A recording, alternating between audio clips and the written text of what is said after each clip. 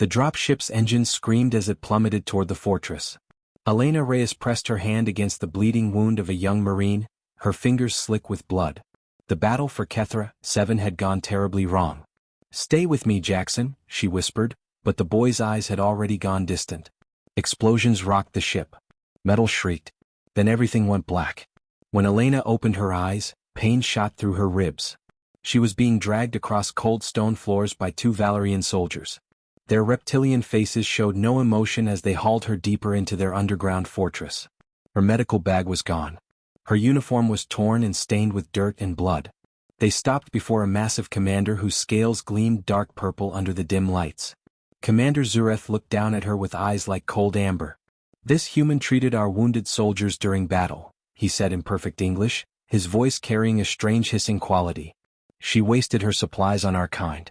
Such foolishness deserves a special punishment." Elena lifted her chin despite the fear crawling up her spine. They were suffering. "I took an oath." Zureth laughed, a sound like rocks grinding together. "Then let us see if your compassion can save you now." The guards dragged her through winding corridors that descended deeper and deeper into the earth. The air grew thick and hot. Strange sounds echoed from behind sealed doors, screams, roars, sounds that made Elena's blood run cold. Finally, they reached a chamber so large its ceiling disappeared into darkness. In the center sat a massive cell surrounded by humming energy barriers. The guards threw Elena inside and the barriers snapped back into place with a crackling buzz. She landed hard on stone that felt warm beneath her hands. The cell was huge, easily 50 feet across, but somehow it felt cramped. The air smelled of sulfur and old blood. Guards gathered outside the barriers, pointing and laughing. Zureth's voice boomed through speakers. "Entertainment for my troops. Let us watch how long the compassionate human survives." Elena slowly pushed herself to her knees, her ribs screaming in protest. That was when she heard it. Breathing. Deep and heavy, coming from the darkness at the far end of the cell. Her combat training told her to run, but there was nowhere to go. Her medic instincts told her to assess the situation. She squinted into the shadows. 2 massive golden eyes opened in the darkness. They were each as large as dinner plates, glowing with an inner light. The breathing grew louder. Something enormous moved in the shadows. A creature emerged into the dim light, and Elena's breath caught in her throat. It looked like the dragons from ancient Earth legends, but wrong somehow. Its body was covered in deep blue scales that were cracked and scarred. Chains hung from its neck and legs, old and rusted. One wing hung at an odd angle, clearly broken long ago. Infected wounds oozed along its flanks. The creature was at least 40 feet long, but it moved with the slowness of something in constant pain. It dragged itself toward her, and the guards outside cheered and placed bets on how quickly she would die. Elena should have been terrified. Part of her was. But the medic in her saw something else. She saw suffering. She saw wounds that had never healed properly. She saw eyes that held not rage, but exhaustion and endless pain. The dragon stopped 10 feet away from her. Its mouth opened, revealing teeth like swords. It could swallow her whole. Instead, it just stared at her with those golden eyes. Waiting. Elena took a slow breath and did something that made the guards fall silent. She stood up, ignoring her own pain, and took 1 step forward. Then another. "Easy," she said softly, using the same calm voice she used with frightened patience. "Easy there. Let me help you." The dragon's eyes widened in what looked like surprise. In 15 years, nothing thrown into this cell had ever approached it willingly. Elena moved closer to the massive creature, her heart pounding but her hands steady. The dragon watched her with those ancient golden eyes, its head tilting slightly as if confused by her lack of fear. She could see the worst wound now. A deep gash along the dragon's left shoulder oozed green fluid. The infection was bad, probably weeks old. The surrounding scales had turned black and brittle. "That must hurt terribly," Elena said quietly, stopping a few feet away. She slowly raised her hands to show they were empty. "I'm a medic. I help people. I want to help you." The dragon made a sound, something between a growl and a whimper. It lowered its massive head until it was level with Elena. This close, she could feel the heat radiating from its body. The creature was burning with fever. Outside the barriers, the guards had stopped laughing. They pressed closer, watching in disbelief. Elena looked around the cell. There was a small water spout in one corner and a drainage grate. Not much, but she had worked with less. She tore a strip of fabric from her already ruined uniform sleeve. "I'm going to touch you now," she told the dragon. "I need to clean that wound." She moved to the water spout and soaked the fabric. When she returned, the dragon had shifted its position, turning the infected shoulder toward her. Was helping her. Understanding her.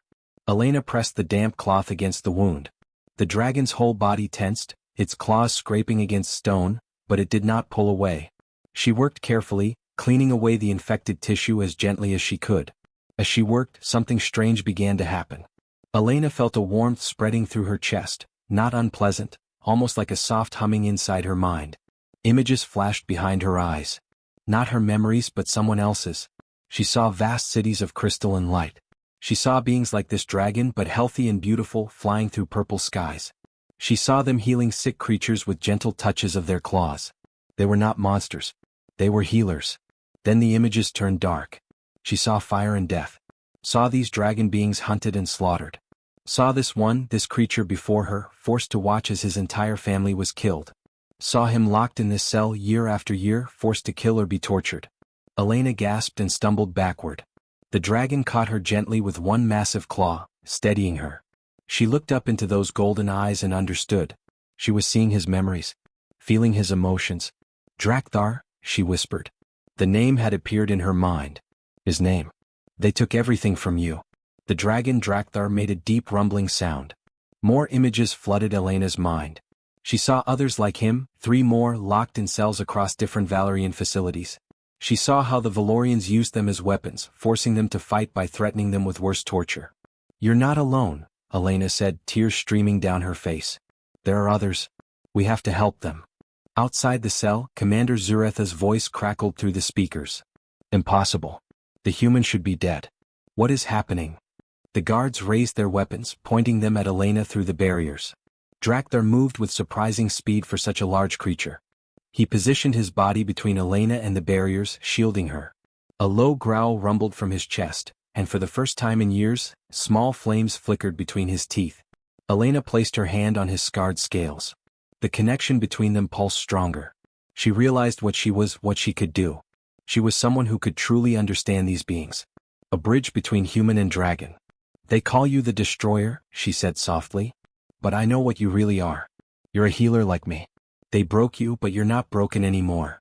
Drakthar turned his head to look at her, and in his eyes she saw something that had been dead for 15 years beginning to wake up.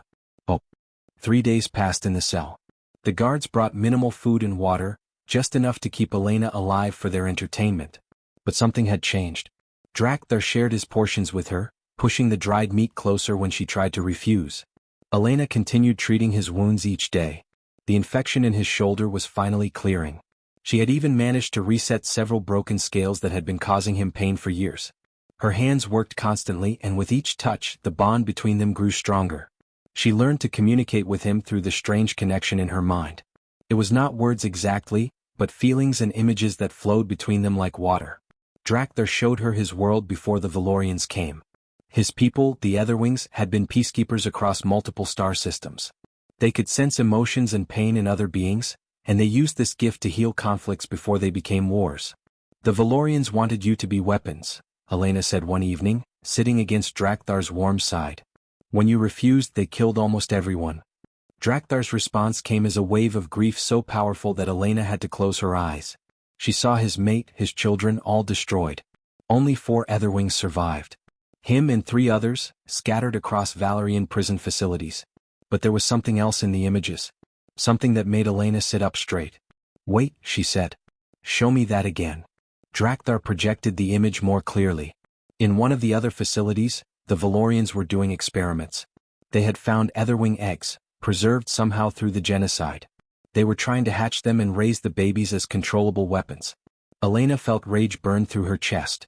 They're using your children as tools. More images flooded her mind. She saw how each Etherwing was controlled through devices implanted in their necks. Neural inhibitors that caused terrible pain if they disobeyed. She saw the Valorians forcing them to attack human forces, to burn through human ships. The war, Elena whispered in horror. Humans think we're fighting the Valorians, but we're really fighting enslaved Etherwings. Your people. Drakthar's golden eyes met hers, and she felt his question in her mind. Could she help? Could this small human possibly free them? Elena stood and walked to the energy barrier. She studied it with a medic's analytical eye. Energy barriers needed power sources. Neural inhibitors were just advanced medical technology. She had spent years learning how bodies and machines work together. I can't promise anything, she said, turning back to Drakthar. But I know medicine and I know tech. If we can get out of here, I might be able to remove those inhibitors from the others. Drakthar rose to his full height. The movement sent his chains rattling. He looked stronger now, more alive than when Elena had first arrived. The fever was gone. The wounds were healing. But more than that, his spirit was healing. He showed her another image. His people had legends about beings from other worlds who could share their gifts. Beings who could understand Etherwing emotions and thoughts as clearly as their own kind. Dragon Whisperers they had been called. 1 in a billion might have this ability. You think I'm one of these whisperers? Elena asked. Drakthar's response was certain. She was not just treating his body.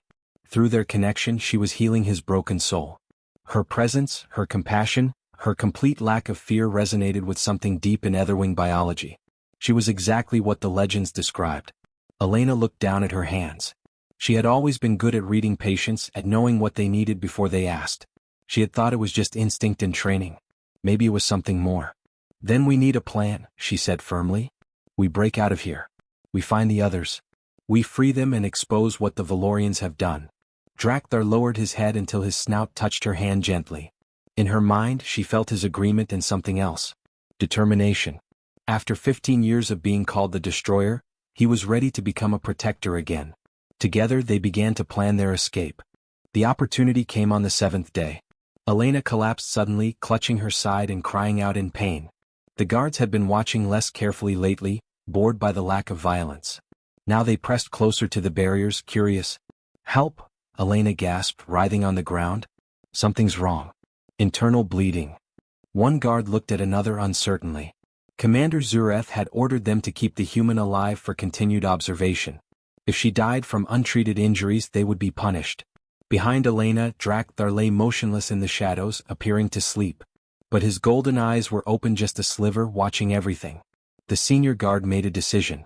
He lowered one section of the barrier just enough to reach through with a medical scanner. The moment the energy field dropped, Drakthar moved. He was across the cell in 2 massive bounds. His tail whipped out and struck 3 guards, sending them flying into the walls. Elena rolled aside as Drakthar's claws tore through the barrier controls. Sparks exploded and the entire field collapsed. Elena was on her feet instantly, running through the opening. She grabbed a weapon from a fallen guard, though her hands shook.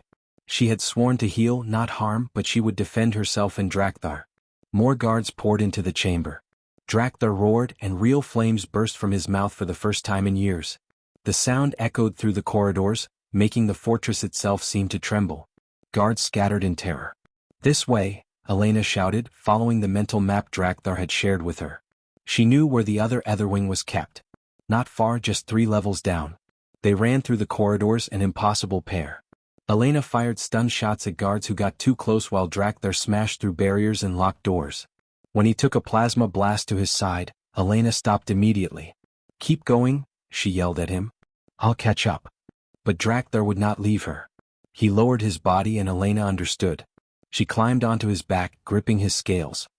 He ran faster now, and she worked on his wound as they moved, one hand holding tight while the other pressed cloth against the burn. They burst into the lower detention level. The cell here was smaller, darker. Inside, chained to the walls, was another Etherwing. This one was emerald green, smaller than Drakthar, and her wings had been severed at the base. Stumps remained where beautiful wings should have been. Elena saw the neural inhibitor immediately, a cruel device embedded in the base of the dragon's skull. The female Etherwing, Silvara, looked at them with eyes full of despair and disbelief. I'm getting you out, Elena said, already working on the cell controls. Drakthar melted the lock with carefully controlled flame. Inside, Elena approached Silvara carefully. She could feel the dragon's pain through her whisperer connection, and it nearly drove her to her knees. Years of torture and mutilation had broken this gentle creature. I'm so sorry, Elena whispered, examining the inhibitor. This is going to hurt, but then you'll be free. She had no proper tools, just a piece of sharp metal from a broken panel. But she had steady hands and years of surgical training. She worked quickly while Drakthar guarded the entrance, holding off waves of guards with walls of fire. The inhibitor came free with a wet click. Silvara screamed, then went silent. For a terrible moment, Elena thought she had killed her. Then the Etherwing's eyes opened, truly clear for the first time in a decade. Where her wings had been severed, tissue began to writhe and grow. Etherwings could regenerate, Elena realized, but the inhibitor had prevented it. Already, small wing buds were forming. Silvara stood on shaking legs. She looked at Elena and gratitude flooded through their connection. Then she turned to the guards pouring into the corridor and roared with fury that had been building for 10 years. The three of them fought as one. Elena directed them, healing wounds as they appeared, finding the fastest routes through her strange mental connection. They were no longer prisoner and monster. They were a team. And they had 2 more Etherwings to save. The fortress shook with alarms and explosions.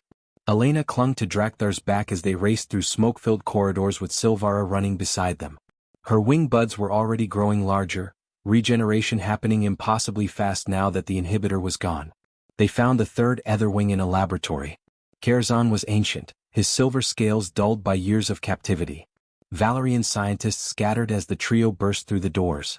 Elena worked quickly on his inhibitor while Drakthar and Silvara destroyed the cruel testing equipment around them. The 4th was barely more than a teenager in Etherwing years. Ashkar was kept in a training arena where they had been teaching him to kill on command. His inhibitor came off easier than the others, and the young dragon immediately pressed close to Elena, seeking the comfort he had been denied his entire life. "We need to expose this," Elena said, looking at the 4 Etherwings gathered around her. "If we just escape, the Valorians will hide the evidence. The war will continue." She led them to the communication center. Drakthar and Kharazan held the doors while Elena accessed the main broadcast system.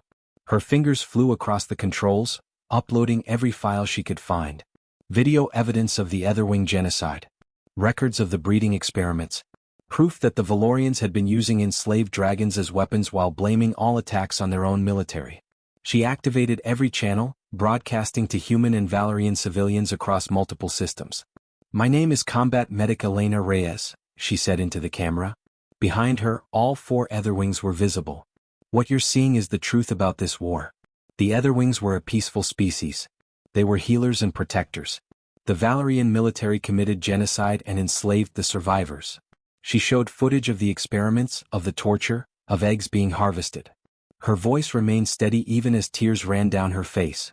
"These beings feel pain and love just like we do. They are not weapons. They are people." The broadcast ended as Commander Zureth himself arrived with his elite forces. The Valerian commander's face twisted with rage.